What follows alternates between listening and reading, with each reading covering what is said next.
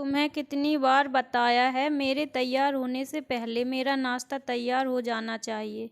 शादी के 25 सालों बाद भी मुझे क्यों बार बार एक ही बात बतानी पड़ती है। लता, तुम्हें क्या है, तुम तो आराम से घर पर रहोगी, मुझे काम पर जाना पड़ता है। तुम हो कि हमेशा बेवकूफ़ों जैसी हरकत करती हो। अगर तुम यह जानबूझकर करती हो तो याद रखना, मुझसे बुरा कोई नहीं होगा। आज भी प्रशांत का पारा चढ़ा हुआ था। इन कटु शब्दों में अपना गुस्सा उतारते हुए, गीला तौलिया कुर्सी पर फेंकते हुए, प्रशांत गुस्से से लता की तरफ देखने लगा। लता के लिए प्रशांत का यह बेवजह का गुस्सा कोई नई बात नहीं थी। वह महीने में 3-4 बार ऐसे ही लता पर बरस पड़ता था। पहले पहले लता उसका विरोध किया करती थी, लेकिन जब कई सालों तक प्रशांत में कोई बदलाव नहीं दिखा तो लता ने खुद को ही बदल लिया। अब प्रशांत के कुछ भी कहने से लता को कोई फर्क नहीं पड़ता था। प्रशांत की हर बात वो चुपचाप सिर नीचे झुकाए सुन लेती थी। शादी के पहले 5 साल तक लता ने पूरी कोशिश की थी कि प्रशांत को बदला जाए, लेकिन फालतू का गुस्सा करना और बाद में लता को भला बुरा कहना, यह मानो जैसे उसकी आदत बन गई थी। कोई भी वाद विवाद होता तो प्रशांत सीधा लता को बोल देता, अगर मैं तुम्हें अच्छा नहीं लगता तो क्यों नहीं चली जाती अपने मायके, क्यों रहती हो मेरे साथ। इतना सब कुछ होने के बावजूद लता प्रशांत के साथ रहती थी, क्योंकि उसे अपनी बेटी की फिक्र थी। और वह जाती भी तो कहाँ, अपने बूढ़े हो चुके माँ बाप को इस उम्र में परेशान करना वह नहीं चाहती थी। समाज और लोग क्या कहेंगे, यह भी तो उसे देखना था। वह इतनी पढ़ी लिखी भी तो नहीं थी कि खुद जाकर कोई नौकरी कर सके और अपनी बेटी का पालन पोषण कर सके। लता को अब अपनी फिक्र नहीं थी। उसको फिक्र थी तो बस अपनी शादी लायक हो रही बेटी की। लता नहीं चाहती थी कि पति पत्नी के झगड़े की वजह से काव्या डिस्टर्ब हो। काव्या की पढ़ाई पूरी हो चुकी थी, उसके लिए अब शादी के रिश्ते आने लगे थे। कई रिश्तों को काव्या ठुकरा चुकी थी। 2-3 महीने बाद एक अच्छा रिश्ता आया। रिश्तेदारों और पहचान के लोगों ने भी लड़के के बहुत गुणगान किए थे। प्रशांत एक शाम अपनी बेटी के पास बैठकर उसे बताने लगा, काव्या बहुत अच्छा लड़का है, पढ़ा लिखा है, बड़ा घर है, बहुत अच्छी नौकरी है। ऐसे रिश्ते बार बार नहीं आते बेटा, इस बार मना मत करना।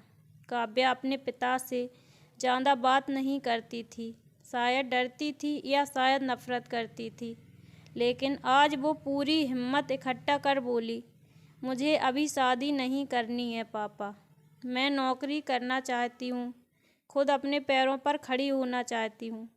हाँ तो उसमें क्या बड़ी बात है, मैंने लड़के से बात की है, वह तुम्हें किसी बात के लिए नहीं रोकेगा।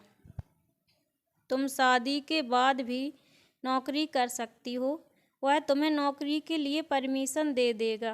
प्रशांत बोला, मेरा नौकरी करना या ना करना उनकी परमिशन पर क्यों डिपेंड रहेगा पापा। काव्या ने पूछा, मैं कह रहा हूँ ना, तुम्हें किसी भी चीज़ की कमी नहीं होगी वहाँ।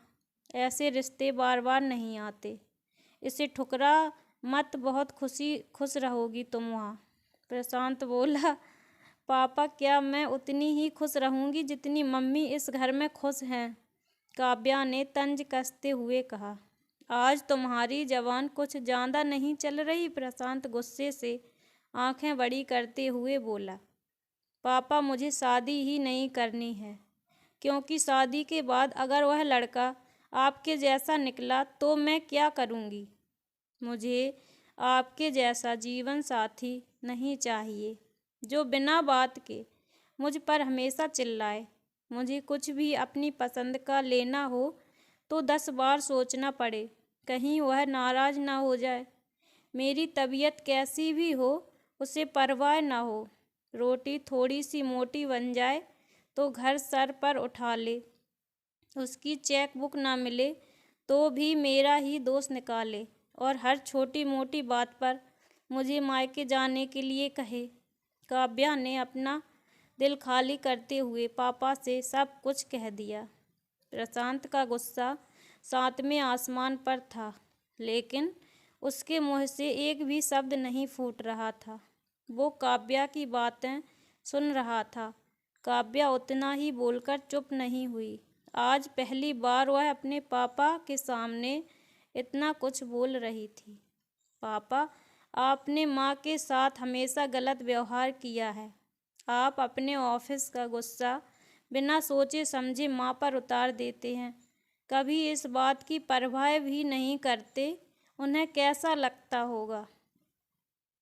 आपकी बातें सुन सुन माँ ने अपना स्वाभिमान खो दिया। प्रशांत आज पहली बार अपने किए बर्तावों को महसूस कर पा रहा था।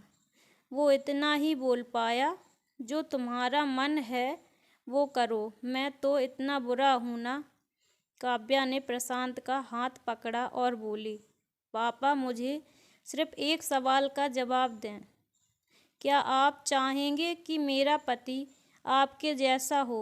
अगर आपका जवाब हाँ है तो हाँ कर दीजिए, मेरा रिश्ता आज ही, और ना है तो मुझे आत्मनिर्भर बनने दीजिए। प्रशांत कुछ भी ना बोल पाया और वह वहाँ से चुपचाप बाहर चला गया।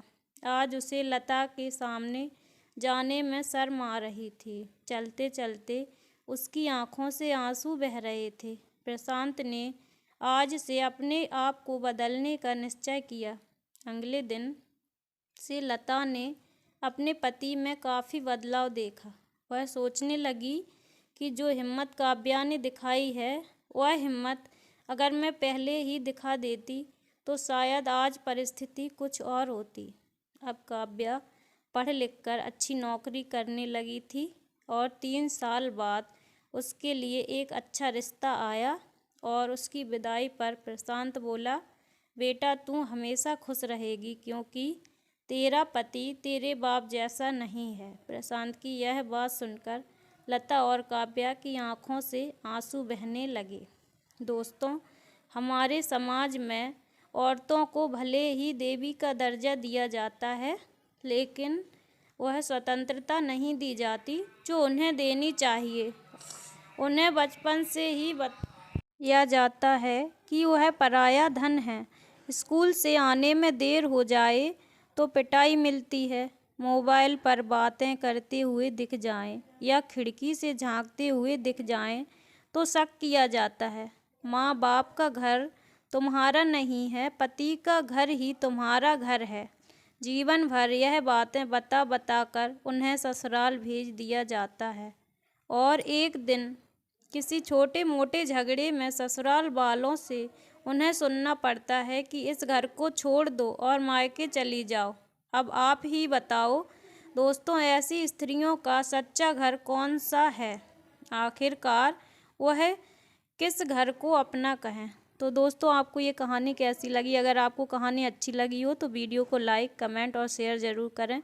अगर आप लोग चैनल पर नए हों तो चैनल को सब्सक्राइब करके बेल आइकन को ज़रूर प्रेस करें ताकि आपके पास सारे नोटिफिकेशन पहुँचें। Thanks for watching.